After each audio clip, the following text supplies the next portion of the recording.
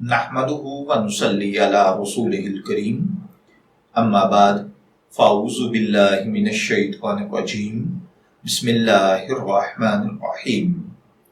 अस्सलामु अलैकुम dear viewers, आपके फेवरेट फिकही मसाइल के इंफॉर्मेटिव चैनल फतवा ऑनलाइन से मैं हूं शब्बीर अहमद। हमारा आज का टॉपिक है फ्रीलांसिंग कारोबार का शरई हुक्म। मोहम्मद वलीद साहब ने मुल्तान से पूछा है। वो कहते हैं कि fiverr.com के नाम से एक कंपनी फ्रीलांसिंग का काम देती है जिस पर मुख्तलिफ ज़बानों में काम किया जाता है, मगर इस कंपनी का सदर दफ्तर तेल अवीव इसराइल में है। क्या इस पर काम करना जायज़ और हलाल होगा? तो देखिए प्यारे भाई, फ्रीलांसिंग इंग्लिश जुबान का वर्ड है जो दो अल्फाज फ्री और लांसिंग से मुरक्कब है। इसका मतलब यह है कि इंसान आज़ादाना तरीके से रुपए कमाए और किसी एक कंपनी का मुलाजिम ना हो, बल्कि मखसूस फ्रीलांसिंग वेबसाइट के जरिए मुख्तलिफ कंपनियों, इदारों या अफराद को अपनी खिदमात और सर्विस मुहैया करने के इवज में कुछ उजरत हासिल करे।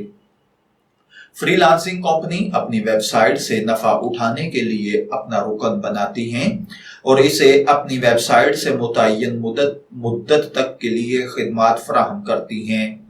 जैसे अगर किसी को कोई हुनर आता है तो वो मेंबर बनने के बाद वेबसाइट में मौजूद मुख्तलिफ प्रोजेक्ट्स ले सकता है।